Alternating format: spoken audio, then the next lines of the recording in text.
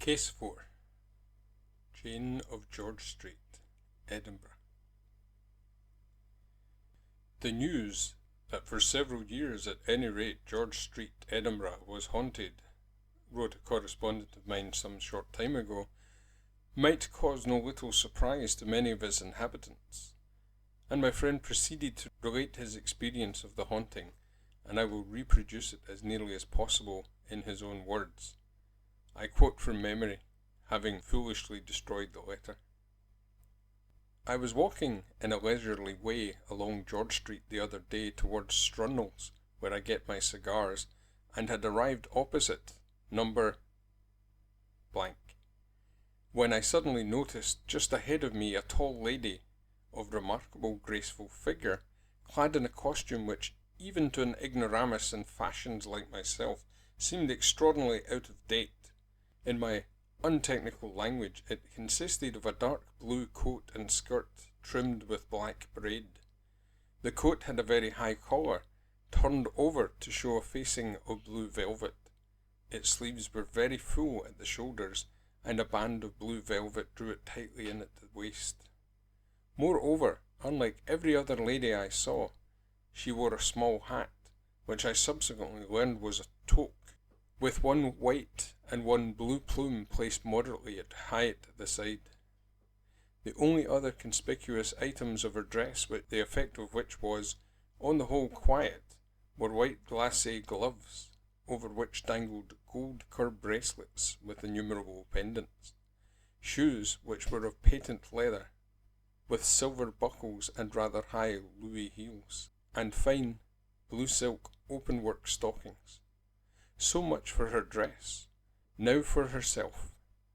She was a striking woman with very pale yellow hair and a startlingly white complexion, and this latter peculiarity so impressed me that I hastened my steps, determining to get a full view of her. Passing her with rapid strides, I looked back, and as I did so, a cold chill ran through me.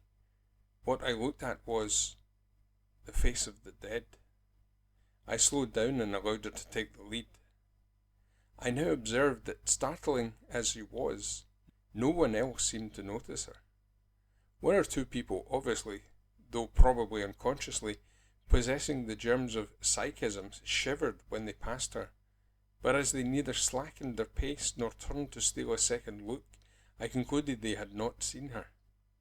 Without glancing either to the right or left, she moved steadily on, past Moulton's the confectioner's, past Perrin's the hatter's. Once I thought she was coming to a halt, and that she intended crossing the road, but no, on, till we came to D Street. There we were preparing to cross over, when an elderly gentleman walked deliberately into her. I half expected to hear him apologise, but naturally nothing of the sort happened.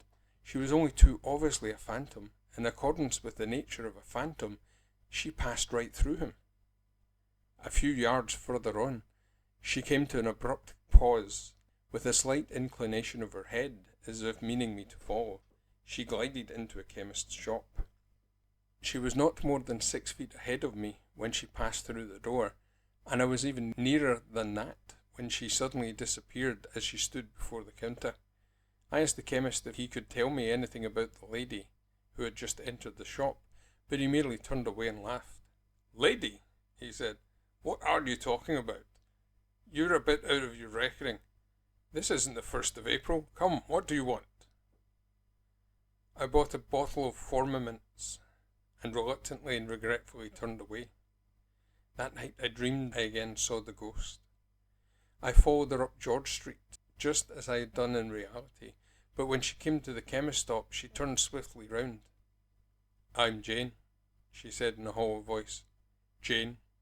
Only Jane." And with that name ringing in my ears, I awoke. Some days elapsed before I was in George Street again. The weather had in the meanwhile undergone one of those sudden and violent changes so characteristic of the Scottish climate. The lock gates of heaven had been opened, and the rain was descending in cataracts. The few pedestrians I encountered were enveloped in mackintoshes and carried huge umbrellas. through which the rain was soaking and poured off from every point. Everything was wet. Everywhere was mud. The water splashing upwards saturated the tops of my boots and converted my trousers into sodden sacks. Some weather isn't fit for dogs, but this weather wasn't good enough for tadpoles. Even fish would have kicked at it and kept in their holes. Imagine then the anomaly. Amidst this aqueous inferno, this slippery, slopery, filth-bespattered inferno, a spotlessly clean apparition in blue, without either waterproof or umbrella. I referred to Jane. She suddenly appeared as I was passing the Ladies' Tea Association rooms, walking in front of me. She looked just the same as when I last saw her, spick and span, and dry. I repeat the word dry, for that is what attracted my attention most. Despite the deluge, not a single raindrop touched her. The plumes of her toque were splendidly erect and curly. Her shoe buckles sparkled. Her patent leathers were spotless, whilst the cloth of her coat and skirt looked as sheeny as if she had just come from Keeley's. Anxious to get another look at her face, I quickened my pace, and darting past her, gazed straight into her countenance. The result was a severe shock. The terror of what I saw, the ghastly horror of her dead white face, sent me reeling across the pavement. I let her pass me, and impelled by a sickly fascination, followed in her wake. Outside a jeweller's stood a hansom, quite curiosity in the days of motors, and as Jane glided past, the horse shied. I have never seen an animal so terrified. We went on, and at the next crossing halted. A policeman had his hand up, checking the traffic. His glance fell on Jane. The effect was electrical. His eyes bulged, his cheeks whitened, his chest heaved, his hand dropped, and he would undoubtedly have fallen had not a good Samaritan, in the guise of a non-physical public house loafer, held him up. Jane was now close to the chemist, and it was with a sigh of relief that I saw her glide in and disappear. Had there been any doubt at all after my first encounter with Jane as to her being superphysical, there was certainly none now. The policeman's paroxysm of fear and the horse's fit of shying were facts. What had produced them? I alone knew, and I knew for certain it was Jane. Both man and animal saw what I saw. Hence the phantom was not subjective. It was not illusionary, but a bona fide spirit manifestation, a visitant from the other world, the world of earthbound souls. Jane fascinated me. I made endless searches in connection with her, and in answer to one of my inquiries, was informed that 18 years ago, that is to say about the time Jane's dress was in fashion, the chemist's shop had been occupied by a dressmaker by the name of Bosworth. I hunted up Miss Bosworth's address and called on her. She had retired from business and was living in St. Michael's Road, Bournemouth. I came to the point straight.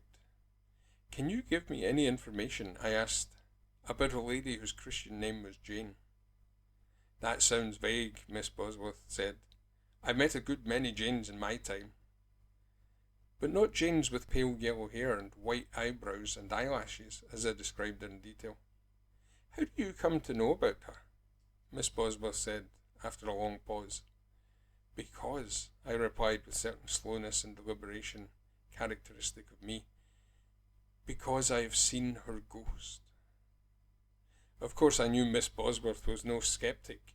The moment my eyes rested on her, I saw she was psychic, and that the superphysical was often at her elbow. Accordingly, I was not in the least surprised at her look of horror.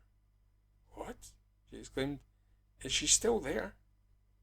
I thought she would surely be at rest now. "Who was she?" I inquired. "Come, you need not be afraid of me. I have come here solely because the occult has always interested me. Who was Jane, and why should her ghost haunt George Street?" "It happened a good many years ago," Miss Bosworth replied. "In 1892, in answer to an advertisement I saw in one of the daily papers, I called on a Miss Jane Vernault.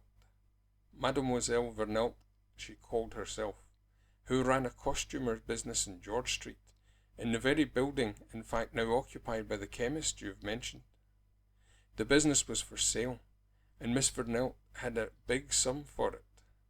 However, as her books showed a very satisfactory annual increase in receipts, and her clientele included a duchess and other society leaders, I considered the bargain a tolerably safe one, and we came to terms. Within a week I was running the business, and exactly a month after I had taken it over, I was greatly astonished to receive a visit from Miss Vernalt. She came into the shop quite beside herself with agitation. "It's all a mistake," she screamed. "I didn't want to sell it. I can't do anything with my capital. Let me buy it back." I listened to her politely, and then informed her that as I had gone to all the trouble of taking over the business, and had already succeeded in extending it, I most certainly had no intention of selling it, at least not for some time. Well, she behaved like a lunatic, and in the end created such a disturbance that I had to summon my assistants and actually turn her out. After that I had no peace for 6 weeks. She came every day and any and all times, and it was at last obliged to take legal proceedings. I then discovered that her mind was really unhinged, and that she had been suffering from softening of the brain for many months. Her medical advisers had, it appeared, warned her to give up business and place herself in the hands of trustworthy friends or relations, who would see that her money was properly invested. But she had delayed doing so, and when at last she did not make up her mind to retire, the excitement resulting from so great a change in her mode of living accelerated the disease, and exactly 3 weeks after the sale of the business, she became victim to the delusion that she was ruined. This delusion grew more and more pronounced as her malady increased, and amidst her wildest ravings she clamoured to be taken back to George Street. The hauntings indeed began before she died, and I frequently saw her, when I knew her material body to be under restraint, just as you describe, gliding in and out of the showrooms. For several weeks after her death the manifestations continued, then they ceased, and I have never heard of her again until now. If I remember rightly, the account of George Street ghost here terminated, but my friend referred to it again at the close of his letter. "Since my return to Scotland," he wrote, "I have frequently visited George Street, almost daily, but I have not seen Jane. I only hope the poor distracted spirit has at last found rest." And with this kindly sentiment my correspondent concluded.